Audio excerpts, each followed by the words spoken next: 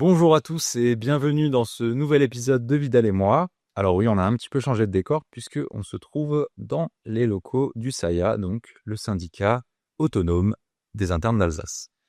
Alors, merci à eux déjà de nous recevoir. Et aujourd'hui, on va aborder un sujet dans cet épisode de Vidal et moi qui touche en plein cœur les étudiants en médecine.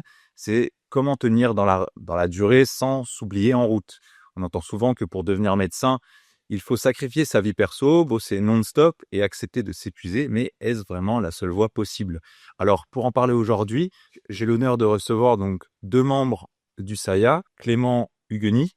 Bonjour. Bonjour, Tu es président du SAIA c'est ça. et interne en médecine générale. Et nous recevons également donc Pierre Guitz. Bonjour, Bonjour Pierre. Tu es vice-président en charge des partenariats au SAIA c'est ça, et tu es également interne en médecine générale. tout à fait. Alors, ma première question pour commencer, avant d'entrer en médecine, à quoi est-ce que vous vous attendiez en termes de charge de travail et d'organisation? Alors, on est préparé quand on rentre dans les études de médecine à passer plusieurs concours, le concours de la PACES, le concours de l'internat aussi. Mais on nous dit souvent, et ça c'est une idée reçue, qu'une fois que la PACES est passée, en fait, ça sera tout simple et tout tracé lors des études de médecine, mais il faut continuer à travailler tout au long. Et comme je le dis souvent, c'est plus un marathon qu'un sprint. Alors certes, les années de concours, on travaille un peu plus et on est beaucoup plus à fond dans nos cours et nos révisions, mais faut tenir toutes les études qui sont très très longues. Est-ce qu'au début, on vous a dit de tout sacrifier et est-ce que c'est encore une idée qui circule aujourd'hui à l'heure actuelle? Je pense que c'est une idée qui circule encore. Enfin, en tout cas, moi, j'entends quand je discute avec des gens qui sont pas en médecine. En tout cas, eux, c'est leur idée. Et pareil, je pense que tous les étudiants, quand ils rentrent en médecine, ils partent avec cette idée-là.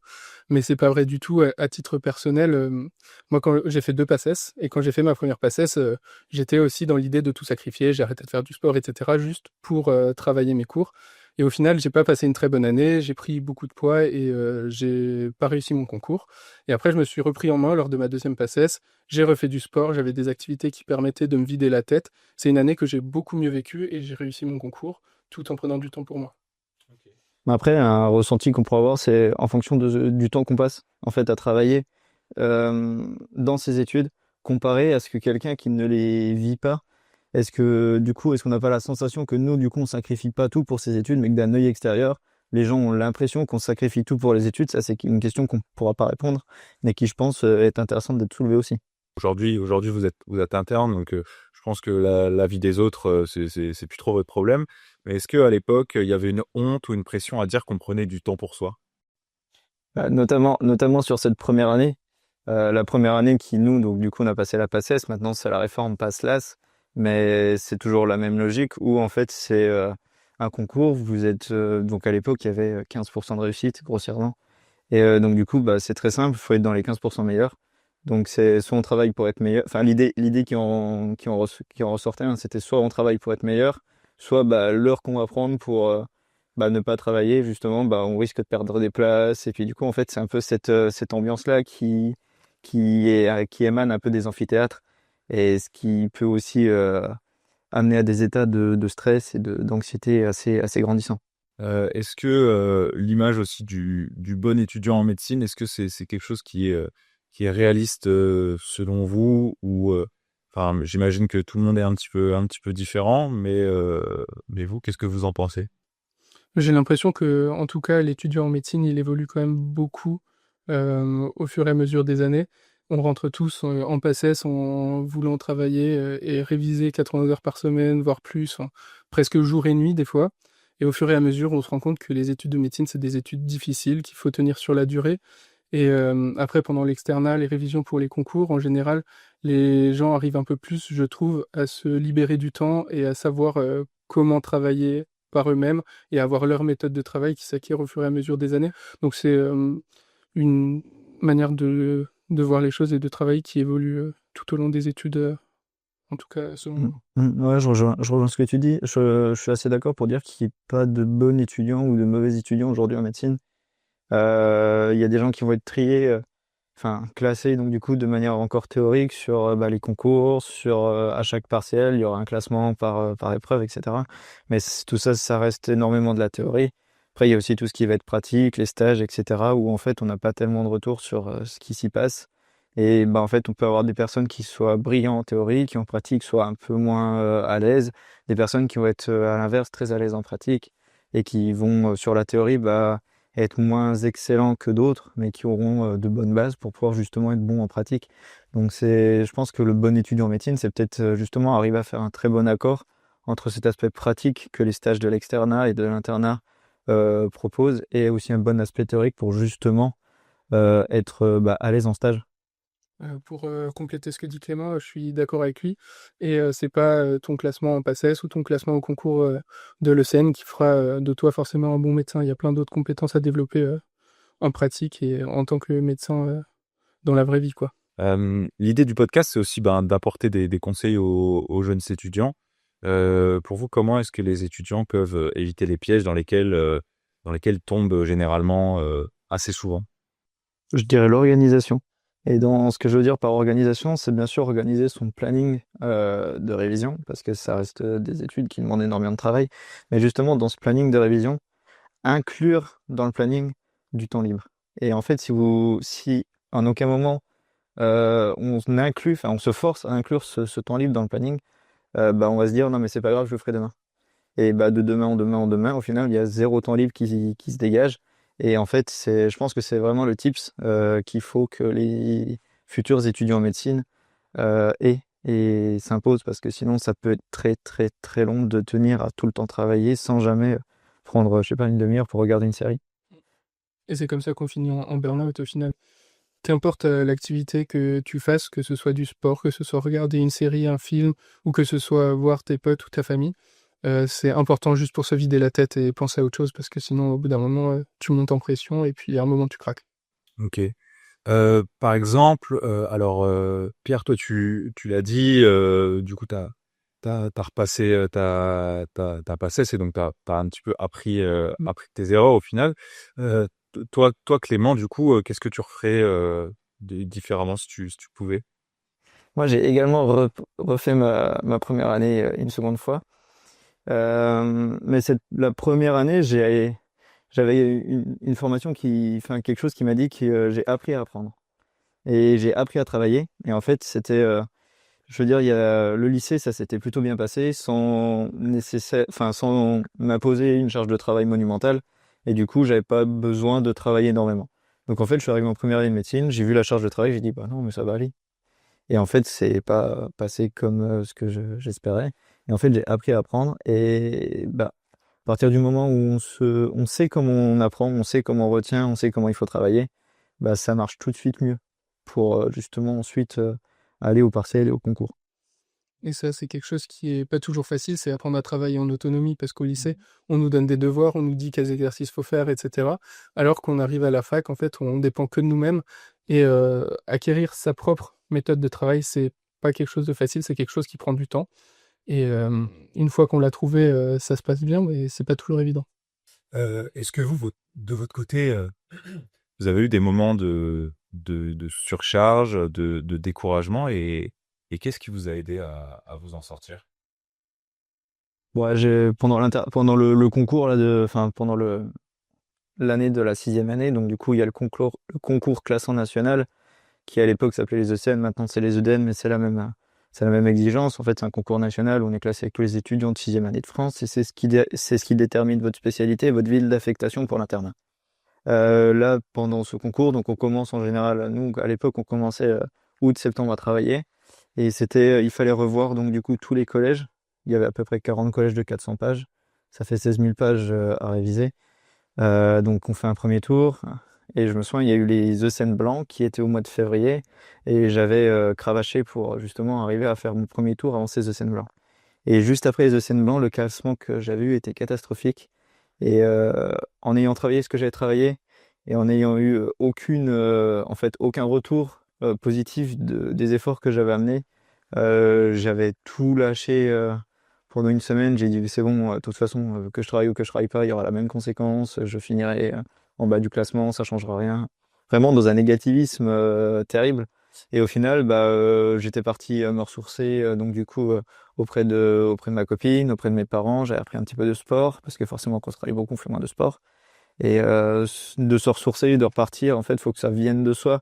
Les autres sont là pour vous épauler, mais il faut quand même que cette démarche de retourner travailler, elle vienne de vous, parce que sinon, ça marchera jamais. Et travailler sous la contrainte, ça marchera encore moins que de travailler tout seul. Ouais, je suis complètement d'accord. Et puis, je pense que 99% des étudiants en médecine, à un moment pendant leur cursus, ont remis leur choix d'études en question parce que c'est des études qui sont vraiment très, très difficiles. Et ça, je trouve que, enfin, en tout cas, moi, ce qui m'a aidé à passer outre et à plutôt bien vivre mes études de médecine, c'est que moi j'avais beaucoup de très bons amis qui étaient dans la même situation que moi, qui étaient dans ma promo et à qui je pouvais me confier, à qui je pouvais partager les moments où ça allait bien, les moments où ça allait moins bien, et on était chacun là pour s'épauler, et je trouve que c'est hyper important d'être très bien entouré dans ces études-là. Et si on reprend les chiffres de l'enquête santé mentale de 2024, il y avait une statistique qui était effarante, c'était que 70% des étudiants en santé avaient pensé à arrêter leurs études au cours de la dernière année. Après, c'était encore croissant, enfin, ça diminue au cours du dernier mois, etc. Mais je crois que c'était 10%, ils pensaient tous les jours aussi. Ça veut dire à quel point ces études sont terribles et sont lourdes d'un point de vue psychologique pour ceux qui les suivent. Oui, non, c'est vrai que c'était des chiffres qui étaient assez alarmants. Vous, au SAIA, ben, forcément, vous êtes assez sensible à ce genre de sujet. Est-ce que, enfin, vous recevez des étudiants qui font qui ressentent ces choses et comment vous les accompagnez, vous, de votre côté? À savoir qu'au SAIA, on a une ligne téléphonique pour les étudiants en difficulté. Donc nous, donc du coup, le SAIA, c'est le syndicat des internes. Donc on prend en charge les étudiants à partir de la 7e année de médecine jusqu'à la fin de leur cursus. Et donc on a une ligne téléphonique propre gérée par du coup cette année une interne de psychiatrie qui ensuite a un réseau donc du coup de psychologues, de psychiatres vers qui on peut adresser. Donc elle fait une évaluation pour justement ensuite réadresser vers les personnes compétentes.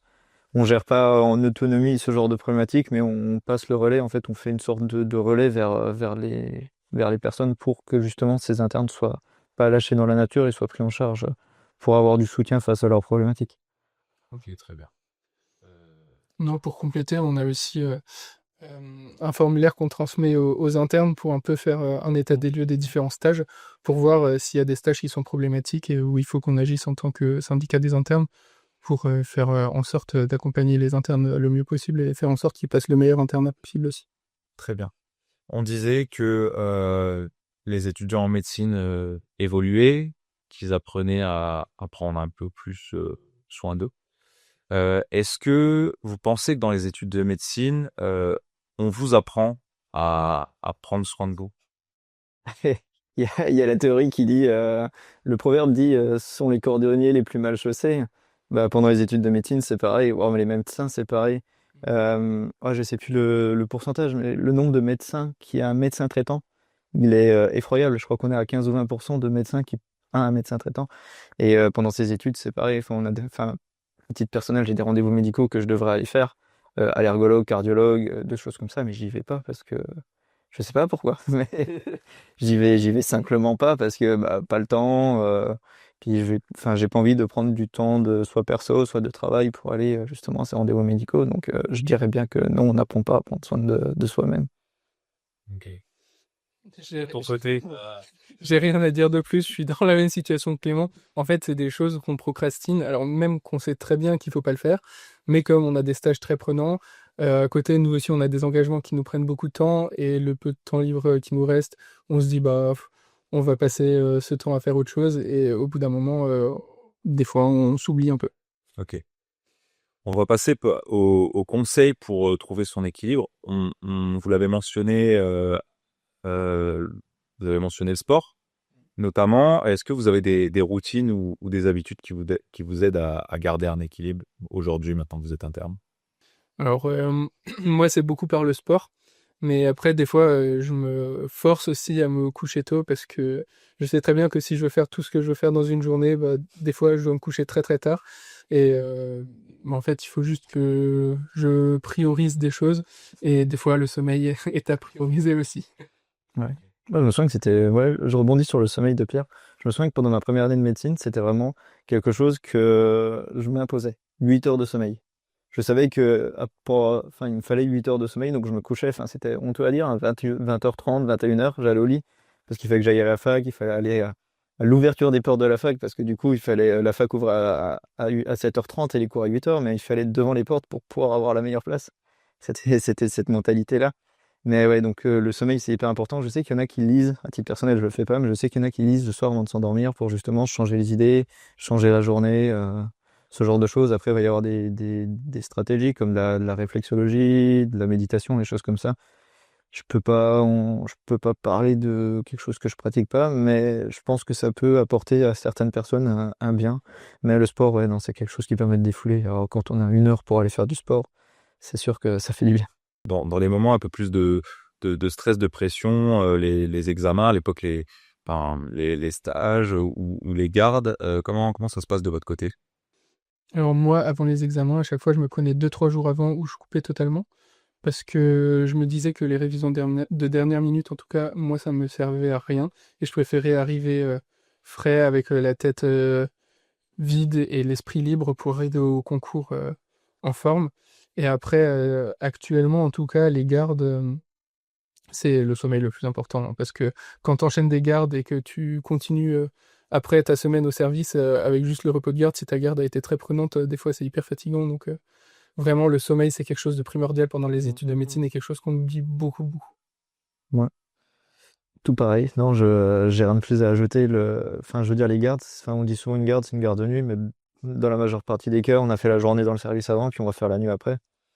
C'est très rare d'avoir un repos pré-garde, même si maintenant on a un repos post-garde, c'est-à-dire qu'après avoir fait 24 heures, ben, on peut aller chez soi, ce qui n'était pas le cas il y a 20 ou 30 ans, hein. Ce genre de repos, en fait, après la garde, ça permet quand même d'avoir du temps pour soi, pour souffler, mais si effectivement, sur la garde, on n'a pas dormi une minute, bah, retourner en stage le lendemain matin, sachant qu'on n'a pas dormi la veille et que sur la journée, bon, on n'arrivera pas à compenser en fait 2 nuits de sommeil, ce sera compliqué.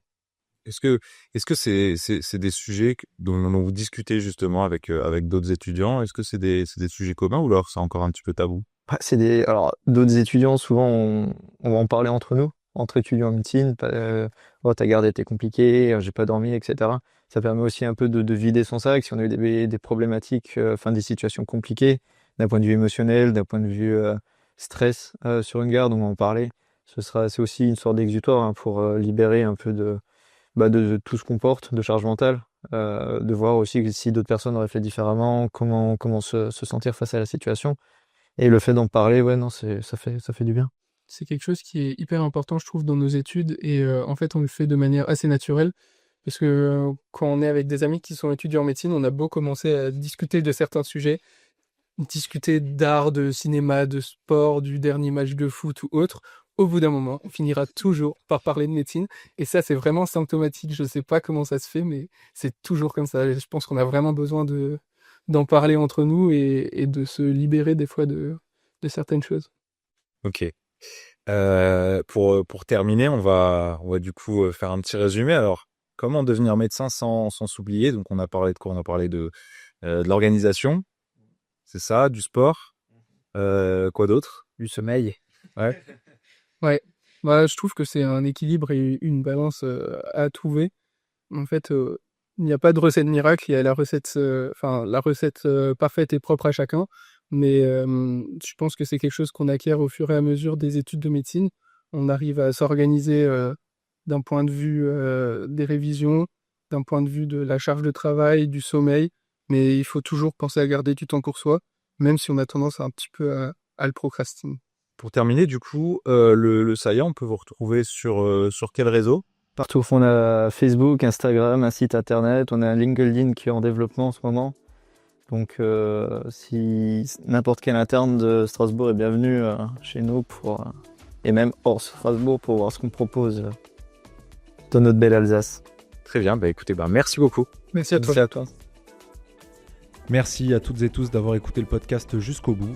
Tous les épisodes de Vidal et moi sont disponibles sur Spotify, sur Deezer et également sur notre page YouTube. À très vite pour un prochain épisode.